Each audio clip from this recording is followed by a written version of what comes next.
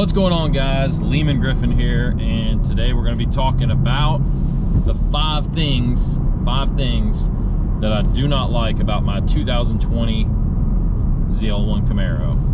And I guess we'll get jumping right in. The first thing is nothing. There's nothing I don't like about this car. If you're in the market for a ZL1, in my opinion, for the price, for a brand new car, performance wise, I don't know. I'm a Chevy guy, so I'm a little biased, but I don't think you can beat it.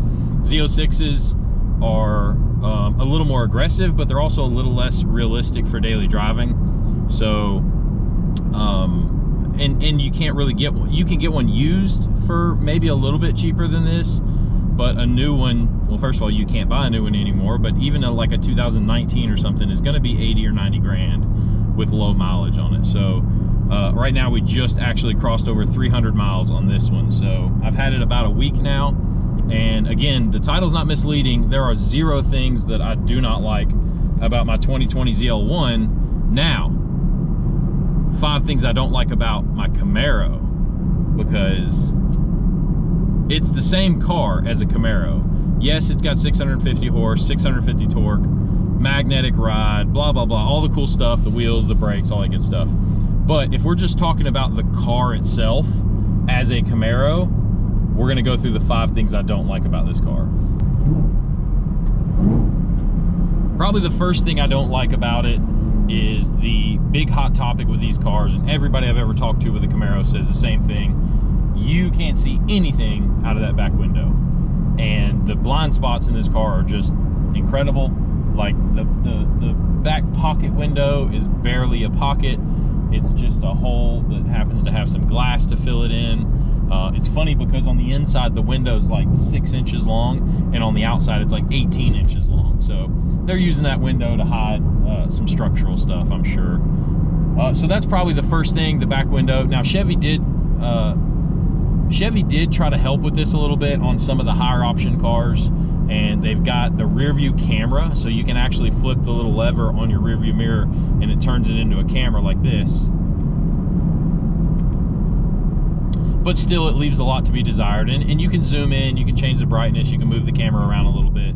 But it's not so much a zoom as it is the resolution of the camera is larger, and they only show a portion of it, so it allows you to move around inside of the resolution, and then obviously you can zoom in and it increases the pixel size. It doesn't there's no motorized camera that actually moves around back there.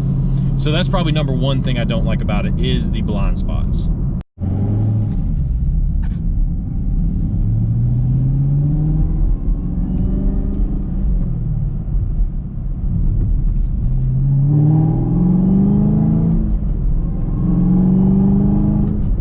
Gotta be a little easy on it. I'm still in break-in, so I'm trying to keep the RPMs under like 4,000. It's still fun though, even under 4,000. And there's been a few times where I've popped it up a little bit above there, but when you're in first gear, it kind of goes by real quick.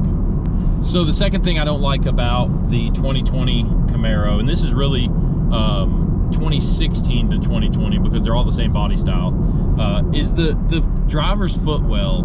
For some reason, there is a hump under the carpet built in, like the design of the footwell has a large hump in it right where the base of your driver's or your gas pedal foot goes.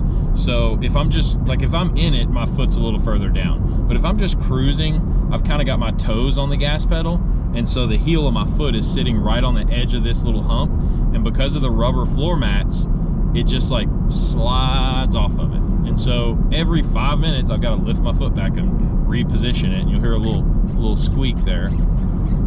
That's me sliding my foot back and repositioning it on the floor mat. And then 5 minutes later, it'll slide back down. Again, minor issue, but it's an annoyance. So we're on to the third thing now, and you might be seeing a little bit of a trend, but the third thing is the height of the side windows. And it seems like all of these things are interior things. It pretty much is.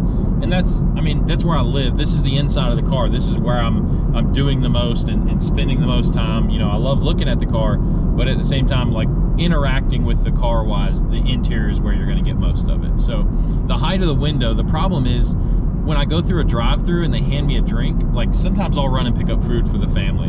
And when you do that, you have a drink holder with a couple drinks in it. Well, they handed me a drink holder the other day and I couldn't get it in the window. I actually had to have them take the drinks out of the holder and hand them to me separately. And then I put them in, and then I got the drink holder and then put them back in the drink holder. Kind of an inconvenience there. Woo, rev match. Sounds so good.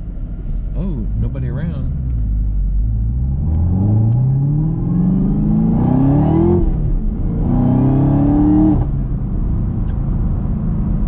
I gotta be easy on this thing. Gotta be easy. So hard though, it's so hard to be easy. So the number 4 thing, oh gosh, a spider. You can't see it. There's a spider in my car. Number 4 thing is a spider that was in my car.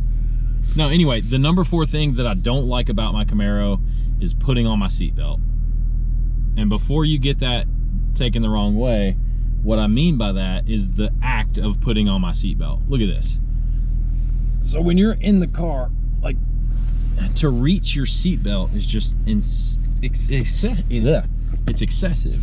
So like, I don't know why, but maybe I just need to turn more. I don't know, but I feel like you shouldn't have to go through that much movement to get to your seatbelt. And then if I slide my seat back, like I'm almost as far back as I can go.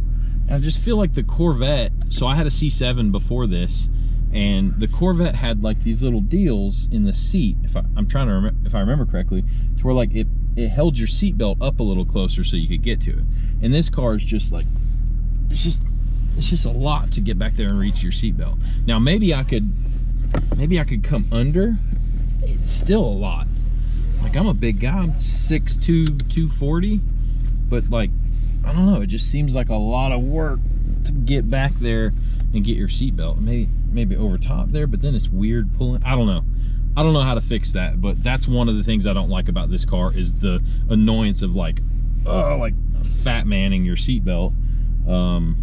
Yeah, so I don't think there's a fix to that other than losing weight, or like, I don't know, maybe mounting the seatbelt up here instead of back there. I don't know, but that's a structure point, so that's why I got to mount it there.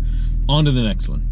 So the number 5 and final thing that I don't like about my 2020 Camaro ZL1, but really the Camaro, because the non-ZL1s have the same issues, the screen.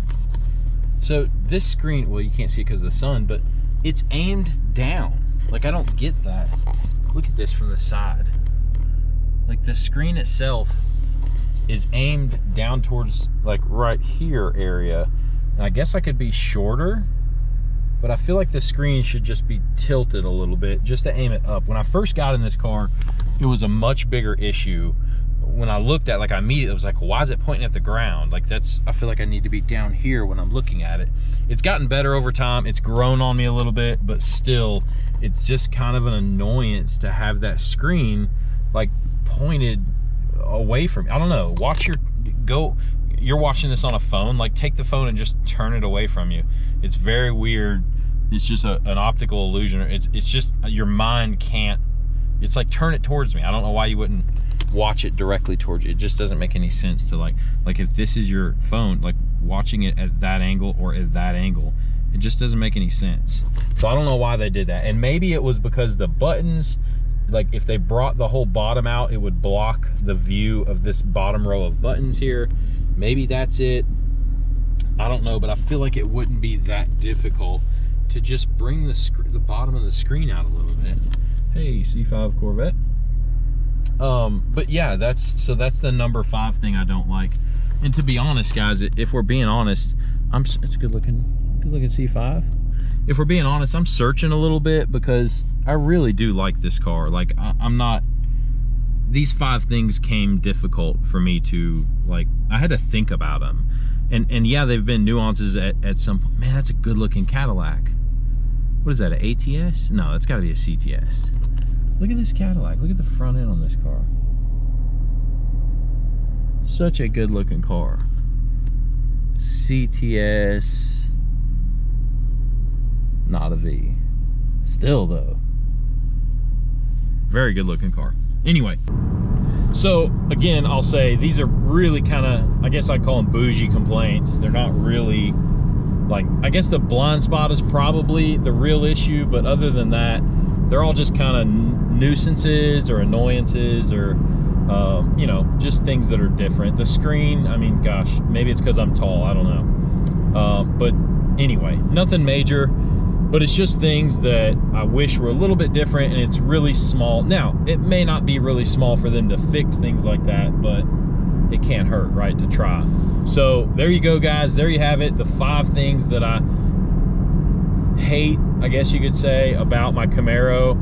Not my ZL1. Love the ZL1, love everything about the ZL1 aspect of it, but the Camaro aspect has a few things to work on. So appreciate you guys for watching. Be sure and like and subscribe. Drop me a comment if you have a Camaro and let me know what you don't like about your car, and also what you do love about it, because I'm going to do another video here in a little bit where I go over like my favorite parts about this car.